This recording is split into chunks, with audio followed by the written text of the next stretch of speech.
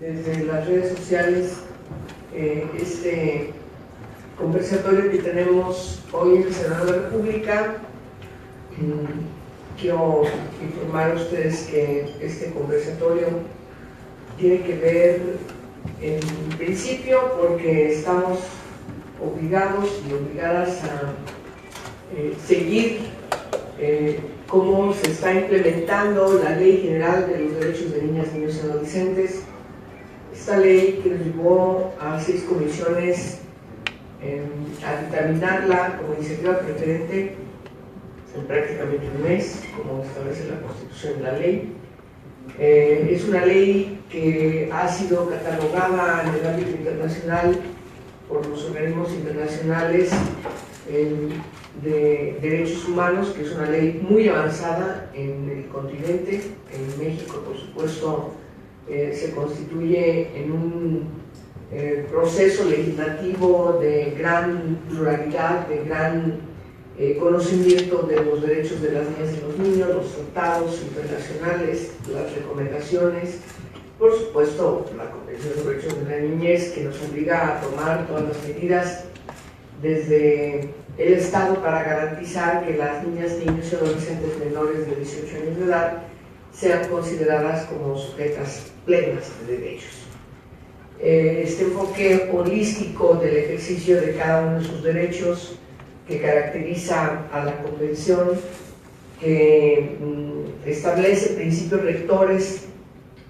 para garantizar cada uno de estos derechos, que constituye un solo mundo de la infancia. Me parece muy importante mencionar que a partir de la Convención, en el mundo, ya no hablamos de ese mundo invisible, abandonado, de quienes infringen las leyes, quienes infringen las normas administrativas, que se encuentran en abandono, en situación de calle, que están siendo abandonados en alguna institución que no le importan a nadie. Esos menores, como se dice peyorativamente, que, como dice Emilio García Méndez, en función del amor y la compasión, se pueden cometer las peores atrocidades contra niñas y niños, particularmente contra ese mundo que había estado durante mucho tiempo siempre en la parte más marginal, invisible de lo que acontece en el mundo, porque simplemente no le importa a nadie. Son los menores.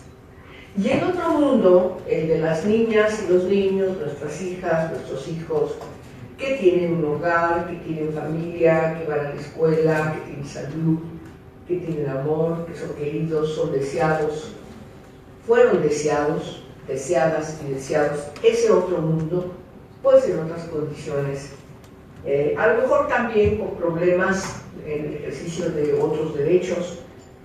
que están incluidos ahora en la Convención sobre Derechos de la Niñez, como los derechos de nueva generación, como son los derechos de participación, los derechos a dar su opinión sobre los asuntos de su incumbencia, los derechos que tienen que ver con la prevención. Insisto mucho en no ser maltratados, en el derecho a ser amados, que tiene que ver efectivamente con no recibir ningún tipo de maltrato, pero bueno, están de alguna manera en la escuela, tienen salud, qué sé yo. Pues ahora, a partir de la Convención, tenemos un solo mundo, el mundo de las niñas, niños y adolescentes, sin ningún tipo de discriminación. Ninguna discriminación tiene que imponerse por ninguna condición. Las niñas y los niños tienen derechos simplemente porque son niñas y porque son niños en esta etapa de sus vidas, en estas edades etarias que son distintas entre sí y que requieren cuidados específicos a partir de estas edades que caracterizan este desarrollo de su personalidad, que tiene que atenderse, insisto, en el enfoque holístico de cada uno de los derechos que van relacionados, que son interdependientes y que definitivamente nos motiva hoy en el Senado de la República a partir de la Ley General de los Derechos de Niñas, Niños y Adolescentes que armoniza la Convención, que atiende las recomendaciones hechas al Estado mexicano, que además en una revisión de todos los pendientes nos obliga al diseño de un sistema nacional de protección de los derechos de niñas, niños y adolescentes para que se articulen las políticas públicas en los 3 órdenes de gobierno con organismos internacionales. Hay una participación en esta ley preponderante de la Comisión Nacional de los Derechos Humanos y de las comisiones estatales de derechos humanos para que atiendan, verifiquen, prevengan y por supuesto recomienden cuando hay lugar frente a una violación a los derechos humanos de las personas menores de 18 años de edad. Eso antes no acontecía, hoy está en la ley, hay una precisión clara y precisa respecto de cómo deben ser atendidos las niñas y los niños cuando sufren algún tipo de vulnerabilidad o de discriminación, de tal forma que no hay pretextos para que en México no avancemos en garantizar este estado de derechos para las niñas y los niños. Y por supuesto, hoy tenemos que realizar nuevamente otro foro, otro conversatorio con algún derecho o algunos derechos que tienen que ver con estas personas menores de 18 años de edad, pero particularmente las personas que se encuentran en una situación de gran exclusión social, de gran marginalidad, que no le importa realmente a nadie, que los dejan a instituciones que no sabemos cómo funcionan, no sabemos bajo qué normas se rigen, nadie verifica cómo se encuentran esas niñas, esos niños abandonados que no tienen familia o que si tienen familia no los atienden o que estas familias simplemente no se les convoca para sustituir como familias extensas cuando papá, mamá o quien tiene la guardia y custodia no puede atenderlos, cuando se encuentran en situación de orfandad, cuando se encuentran en una situación, insisto, en donde tienen que parar porque no hay de otra, pareciera inexorable que no hay de otra y tienen que ir a dar a un centro de atención. Hemos conocido de casos verdaderamente terribles, el último, la Ciudad de los Niños en Salamanca, regida por un sacerdote, por monjas, que sabemos esta organización además tiene otros centros de atención y nadie, ninguna autoridad verificó cómo se encontraban. No solamente la marginalidad, de no sabemos si comen bien, si son bien atendidos en su salud, qué pasa con los derechos de educación, de su aprendizaje, sino también cómo se encuentran en la atención cotidiana respecto de que estén realmente salvaguardados, ahí protegidos de cualquier situación que los pueda llevar a una violación a sus derechos humanos. Encontrar que han sufrido violencia, incluida la violencia sexual, es verdaderamente inadmisible que eso siga sucediendo en México con una ley ejemplar, una ley que ha sido señalada como una buena práctica del trabajo legislativo, de que ha asumido en la mesa de la discusión todas las propuestas y exigencias de las organizaciones de la sociedad civil de México, además de entender la de los organismos internacionales, de aprender de la experiencia de especialistas que nos han dicho, a ver, México tiene que recomponer las cosas y tiene que ir por este camino. Ya basta de que se siga desatendiendo nuestra responsabilidad a partir de la vinculación, insisto, con los tratados internacionales con esta ley y sobre todo también ya basta de que las autoridades sigan actuando con la discrecionalidad de estos casos, que esperan que haya un tiempo en donde la situación pase, salga de los medios de comunicación y entonces siga otra vez esta inercia y al rato tengamos otro centro de atención como este, o como el que tuvimos en Casitas del Sur, o como el que tuvimos en Zamora con la Casa de la Gran Familia, etcétera, etcétera. Me parece que, y lo tengo que decir con puntualidad,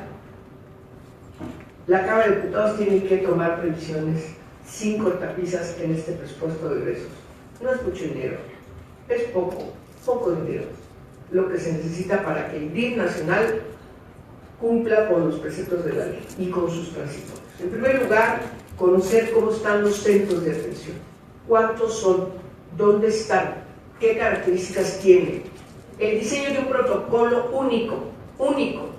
que tanto las instituciones de la iniciativa privada como del ámbito gubernamental cumplan irrestrictamente con este protocolo que además tiene que establecer no solamente las normas de cómo tiene que estar el inmueble, cuáles son los programas de atención, cómo deben ser las características de quienes están al cuidado de estas niñas y estos niños en función de sus necesidades, atender por supuesto la salud especializada, las características de cada niña, cada niño. Por supuesto, también tiene que haber verificación periódica, tiene que haber controles por parte de la autoridad y controles por parte de las organizaciones de la sociedad civil, controles también de las comisiones estatales de derechos humanos y de la Comisión Nacional de los Derechos Humanos. El sistema nacional y los sistemas estatales de protección de los derechos de niñas, niños y adolescentes tienen que funcionar, tienen que estar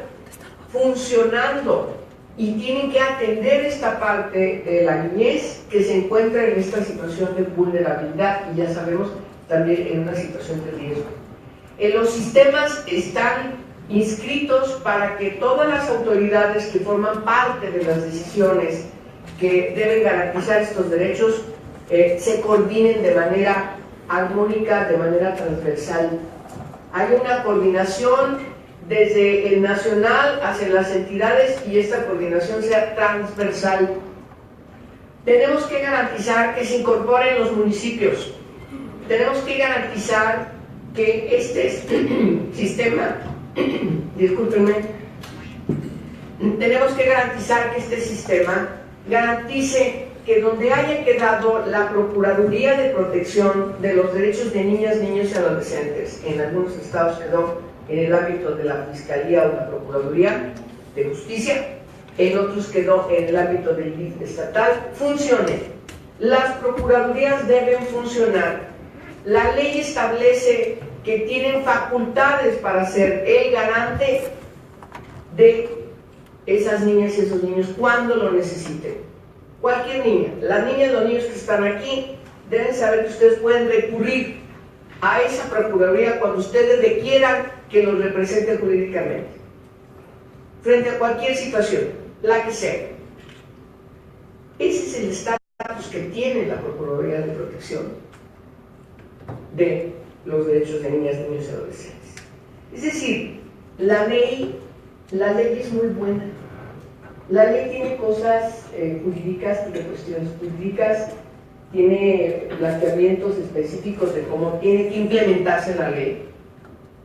Tiene una parte sustantiva que hemos aprendido durante todos estos años y la hemos definido a partir de las buenas prácticas y la experiencia y lo que tenemos que corregir. Y también tiene la parte adjetiva, que era lo que faltaba a la ley. La parte adjetiva era lo que le faltaba a la ley, desde que reformamos la Constitución, para reconocer en la Constitución que niñas y niños son sujetos de derechos. Y entonces ahora no hay pretextos para que todas las autoridades en los tres órdenes de gobierno garanticen el libre desarrollo de la personalidad de todas las niñas sin discriminación, de ningún tipo y bajo ninguna condición. De tal manera que hoy les doy la bienvenida a mis queridas amigas que hoy nos acompañan en este conversatorio precisamente para hablar de este tema. Este es el tema que hoy nos motiva. Cada uno de ustedes tiene distinta experiencia que nos van a hablar de lo que están haciendo y me parece que este conversatorio tiene que motivar, insisto, a la Cámara de Diputados Diputados, con todo respeto, se los digo, y lo hemos planteado en diferentes puntos de acuerdo, para que la Cámara de Diputados atienda la solicitud. Primer lugar del DIF nacional,